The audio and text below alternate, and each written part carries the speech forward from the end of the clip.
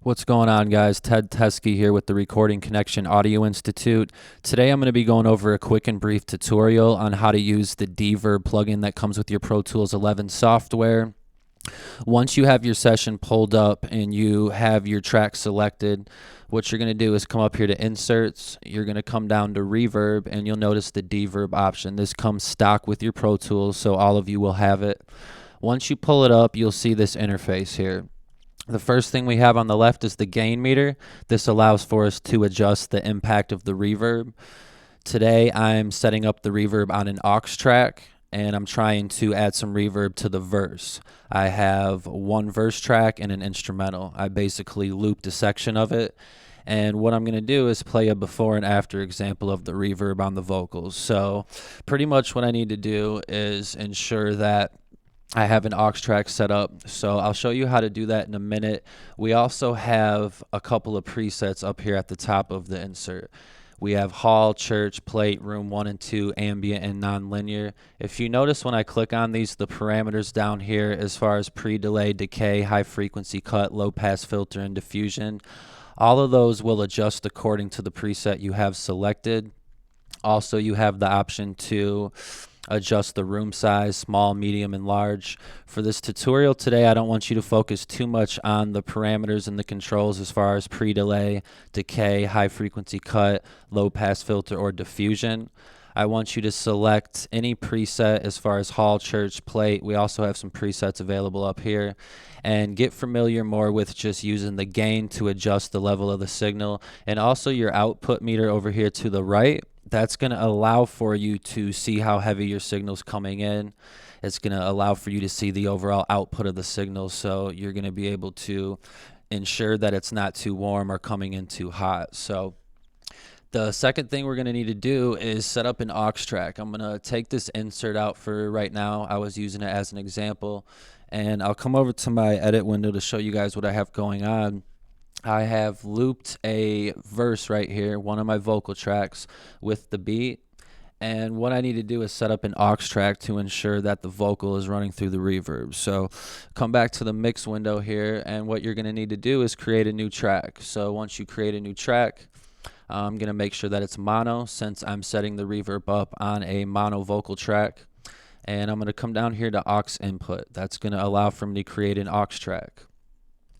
After we create the aux track, the second thing we're going to need to do is tie the verse. We're going to need to connect the verse with the aux track. So what we need to do is send this vocal signal to an available bus. For this example, I'll use bus 1 mono, since it's a mono track.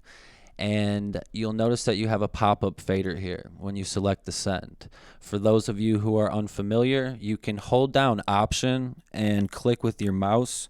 And what that's going to do is bring your fader up to 0, which is unity gain.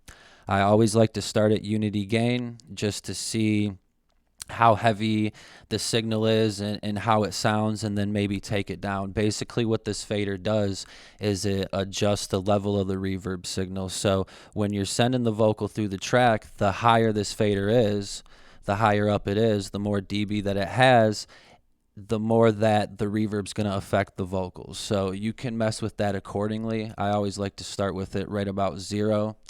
And what we need to do is set up the input on the aux track to be the same on the same bus as the send on the vocal track, okay? So we're going to come over here to bus 1, and now we have our verse set up with our aux track. So what I'll do now is set up my reverb like I showed you guys at the beginning of the tutorial. Come up here to Inserts on the aux track.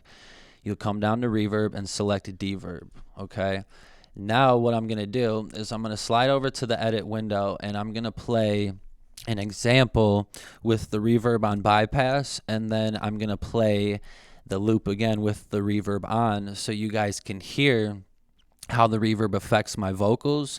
And I will adjust the fader here up and down so you guys can hear the reverb at a higher level, and then you can hear it a little bit lower. So let's put this reverb on bypass, and let's play a couple seconds of this verse and this instrumental I have set up right now. It has a compressor on it. I added a simple compressor on it. So basically it has no reverb or nothing on it right now. So here we go. American conspiracy, most of us are mindless. Columbine High School, that's a day in history. Freshman year in high school, it was early fall. It was 9 a.m., I watched the Twin Towers fall. Ever since that day, I felt So basically what we have there is one vocal. I haven't added any backs to it. I haven't added any other vocals to the song. So what we have is one vocal. So that was without the reverb. Now what I'm going to do is I'm going to take the reverb off of bypass here, and I'm going to go ahead and play it again, and you guys are going to be able to hear the reverb stand out a little bit. It's going to bring the vocals out, add some ambience, add some clarity. It's going to pretty much bring some life to the song. You'll be able to hear the vocals sound like they're in a bigger room and sit better within the mix. So here we go. American conspiracy, most of us are mindless. Columbine High School, that's a day in history. Freshman year in high school, it was early fall. It was 9 a.m., I watched the Twin Towers fall. Ever since that day, I felt I'd never be the same. Rest in peace to everyone we lost on that day. The soldiers in Iraq that had to feel the pain. For every parent grieving that'll never live again. May God bless your soul, and never know when your time is up. You'll never know when you go.